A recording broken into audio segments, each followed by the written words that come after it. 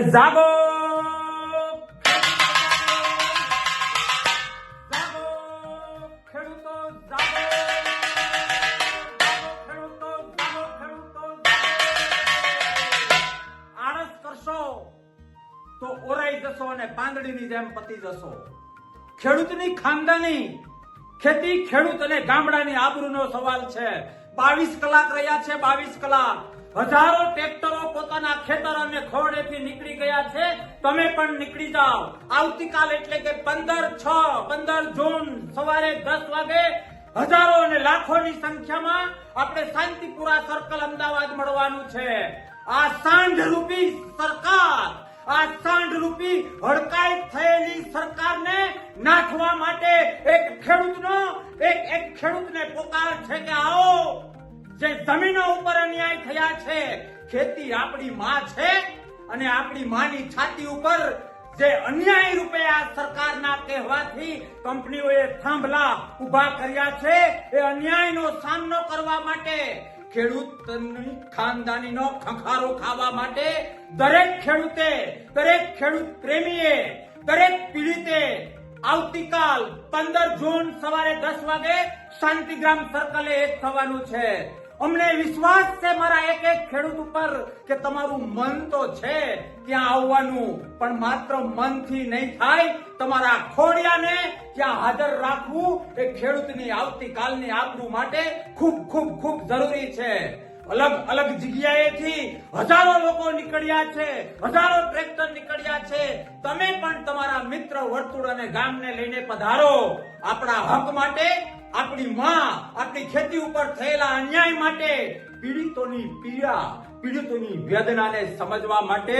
લોકશાહીમાં જગતનો તાત ખેડૂત એ ગઈકાલે પણ બાપ હતો, આજે પણ બાપ છે, અને હજારો વર્ષ સુધી ખેડૂતને બાપ તરીકે ઓળખ આપવી હોય તો તમારી હાજરી શાંતિપુરા સર્કલ આવતીકાલ 15 જૂન સવારે 10 વાગે ખૂબ ખૂબ જરૂરી છે. આપણા બાળકોના ભવિષ્ય માટે, આપણી આવતીકાલની ખેતી માટે, આપણી આવતીકાલની તેજસ્વી લોકશાહી માટે, સરમુખત્યારોને નાથવા માટે અને લોકશાહીના પૂજારી બનવા માટે તમારા, મારા, આપણા સૌના ખોડિયા, આપણા ટ્રેક્ટરો ત્યાં હાજર રહેવા ખૂબ ખૂબ જરૂરી છે. આવો સાથે મળીને એક ક્રાંતિ કરીએ, સાથે મળીને બુલંદ બનીએ કે ખેડૂત એ ગઈકાલે પણ જગતનો તાત હતો અને આગામી વર્ષો સુધી જગતનો તાત જો કોઈ હશે તો એ ખેડૂતો હશે. બધાને આમંત્રણ આપું છું કે આળસ ન કરતા આ સાંઢ રૂપી સરકારને નાથ પહેરાવવા માટે એક ખેડૂતનો દીકરો, એક ખેડૂત પ્રેમીને 15 જૂન સવારે 10 વાગે શાંતિપુરા સર્કલે આવવું ગુજરાતના હિતમાં છે. ખેતી, ખેડૂત અને ગામડાના હિતમાં છે. આવતીકાલની લોકશાહીના હિતમાં છે. જો કાલે આળસ કરશો તો ભવિષ્યમાં રોવાનો વારો આવશે. જો કાલે આળસ કરશો તો 7/12 જે નામ છે એ નામ ભૂસાઈ જશે. જો કાલે આળસ કરશો તો જે ખેડૂતોની ખાનદાની છે એ ભૂતકાળ થઈ જશે.